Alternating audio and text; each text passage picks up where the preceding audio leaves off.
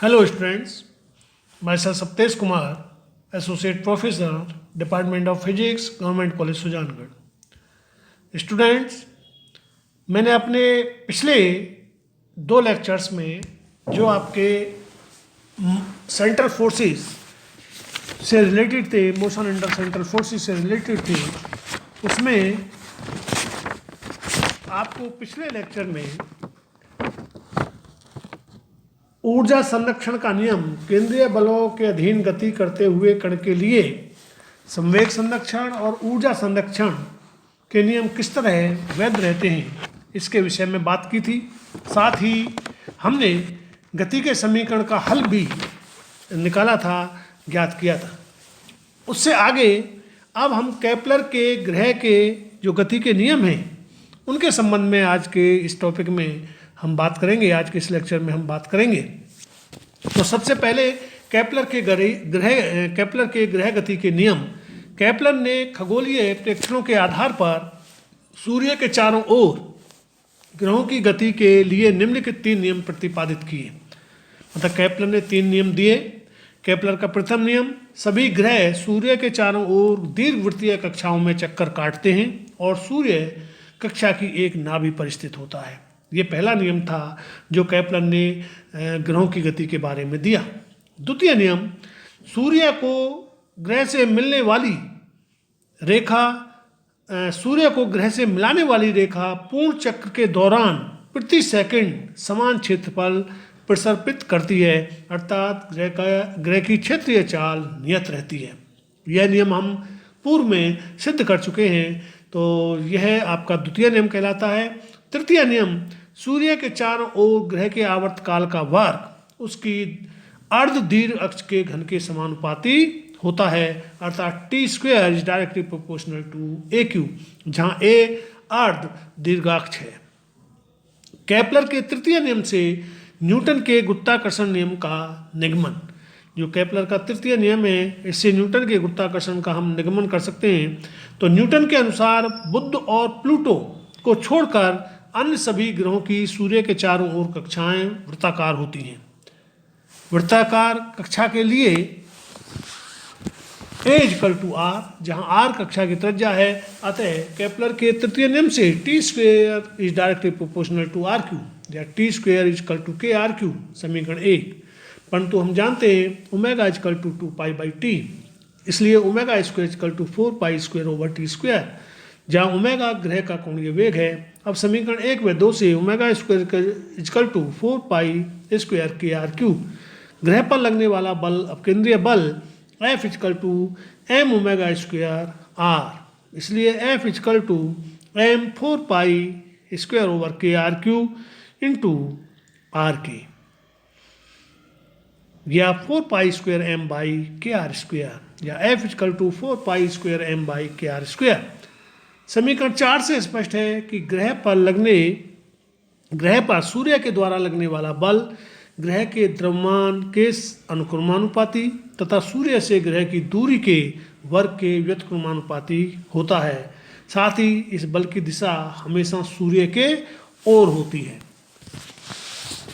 बाद में न्यूटन ने इस सिद्धांत को किन्हीं भी 2 द्रव पिंडों के लिए वैध बताया, जिसे गुरुत्वाकर्षण का नियम कहा गया। अब हम जड़त्वीय तथा गुरुत्वीय द्रव्यमानों के विषय में बात करेंगे कि जड़त्वीय द्रव्यमान क्या होता है, गुरुत्वीय द्रव्यमान क्या होता है, दोनों में समानता क्या है या दोनों असमान होते हैं।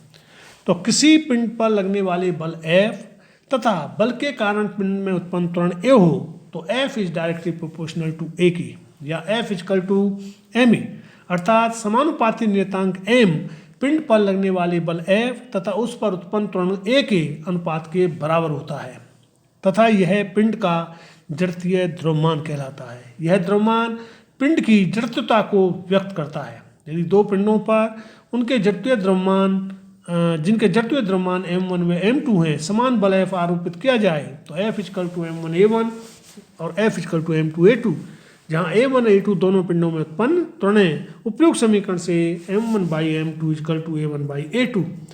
यह समीकरण एक पिंड के द्रव्यमान को मानक मानते हुए दूसरे पिंड के द्रव्यमान को ज्ञात करने के लिए प्रयोग हो सकती है। वास्तव में जड़त्वीय द्रव्यमान का मान ज्ञात करने के लिए हमें ब्रह्मांड में ऐसी जगह पर जाना पड़ेगा जहाँ पर गुरुत्वीय क्षेत्र ना हो, जहाँ पर गुरुत्वाकर्षण क्षेत्र उपस्थित ना हो, तभी हम परम जिसे कहते हैं निरपेक्ष जड़त्वीय द्रव्यमान का मान ज्ञात कर सकते हैं। अब बात आती है गुरुत्वीय द्रव्यमान की। यदि किसी पिंड पर लगने वाला गुरुत्वाकर्षण बल उस पिंड में उपस्थित द्रव्य की मात्रा के समानुपाती होता है, किसी पिंड पर लगने वाला गुरुत्वाकर्षण बल उस पिंड में उपस्थित द्रव्य की मात्रा के समानुपाती होता है, जो उस पिंड का स्वाभाविक गुण है। इस द्रव्य मात्रा को ही पिंड का गुरुत्वीय द्रव्यमान कहा जाता है तथा पिंड पर लगने वाले गुरुत्वीय बल को पिंड का भार कहते हैं, अर्थात W equal directly proportional to m dash, जहाँ m डैश पिंड का गुरुत्वीय द्रव्यमान है, या W equal to m dash g, जहाँ g समानुपाती नियतांक है और यह सभी पिंडों के लिए समान होता है। अतः स्पष्ट है कि किसी पिंड के गुरुत्वीय द्रव्यमान का मापन पिंड पर लगने वाले गुरुत्वाकर्षण बल के द्वारा किया जाता है। गुरुत्वीय बल के मापन के समय पिंड पूर्णतया साम्य अवस्था में होना चाहिए। अब बात आती है कि जड़त्वीय एवं गुरुत्वीय द्रव्यमानों की तुल्यता। माना m1 व m2 जड़त्वीय द्रव्यमानों के दो पिंड गुरुत्वीय क्षेत्र में मुक्त रूप से गिर रहे हैं। माना m1 व m2 जड़त्वीय द्रव्यमानों के दो पिंड मुक्त क्षेत्र में गुरुत्वीय क्षेत्र में मुक्त रूप से गिर रहे हैं, अतः दोनों पिंडों में त्वरण का मान g के बराबर होता है। अतः दोनों पिंडों पर लगने वाले बल क्रम से निम्न प्रकार होंगे, F1 इक्वल टू m1g व F2 इक्वल टू m2g। तो अब क्योंकि गुरुत्वीय क्षेत्र में पिंडों पर लगने वाले बल उनके भार के बराबर होते हैं, अर्थात W1 इक्वल टू m1g व W2 इक्वल टू m2g, जिससे W1 over W2 equal to m1 over m2 समीकरण 1।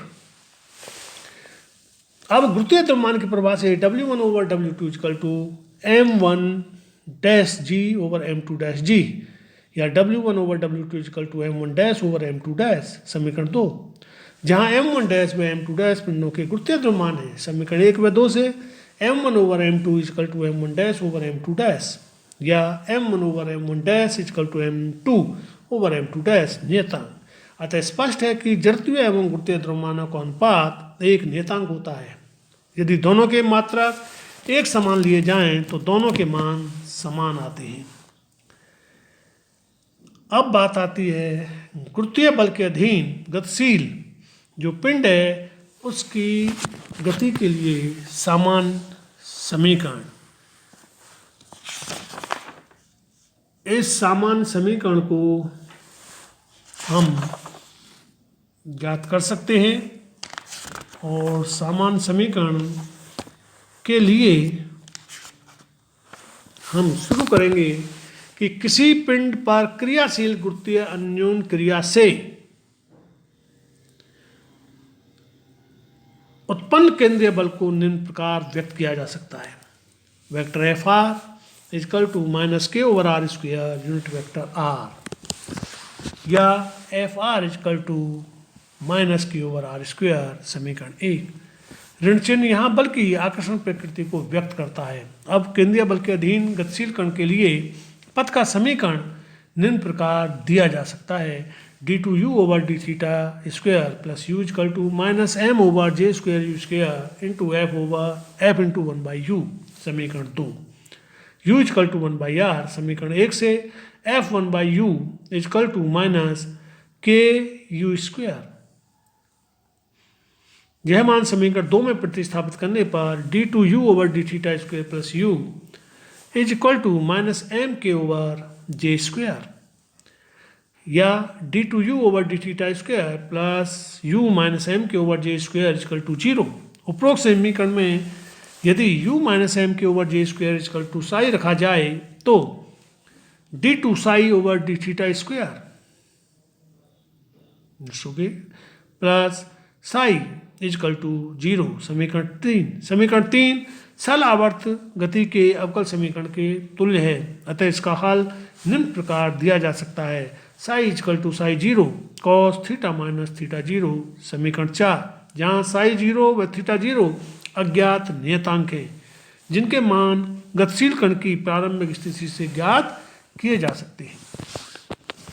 समीकरण 4 की सहायता से u minus M K over J square equal to psi zero cos theta minus theta zero, या u equal to M K over J square plus psi zero cos theta minus theta zero, या 1 over R equal to M K over J square into 1 plus J square over M K psi zero cos theta minus theta zero, जिससे r equal to P over 1 plus epsilon cos theta minus theta zero, समीकरण 5, जहाँ पर p equal to J square by m k, समीकरण 6, व epsilon equal to J square psi zero over M k, समीकरण 7। समीकरण 5 से स्पष्ट है कि r का मान थीटा के साथ परिवर्तनशील है। Theta equal to theta zero होने पर r का मान न्यूनतम प्राप्त होता है, जबकि theta minus theta zero equal to pi, या theta equal to theta zero plus pi होने पर r का मान अधिकतम प्राप्त होता है। r theta equal to theta zero पर स्थित बिंदु को वर्तन बिंदु कहा जाता है। यदि ध्रुवीय निर्देश तंत्र को इतना घुमा दिया जाए कि थीटा जीरो बराबर जीरो हो जाए तो समीकरण 5 निम्न प्रकार होगी। r equal to P over 1 plus epsilon cos theta equal to, यह समीकरण 8, मतलब r equal to P over 1 plus epsilon cos theta, यह समीकरण 8 है। यह एक सांकव का समीकरण है, मतलब जो सामान्य समीकरण है गुरुत्वीय बल के अधीन गतिशील पिंड की गति के लिए सामान्य हल जो हमने प्राप्त किया उसको समीकरण 8 के द्वारा हम व्यक्त कर सकते हैं। यह एक आपका सांकव का समीकरण है। यहाँ पर डिफरेंट कंडीशंस में ये इक्वेशन आपकी अलग अलग फॉर्म के रूप में प्राप्त होगी। तो ये जो सांकव का समीकरण है जिसकी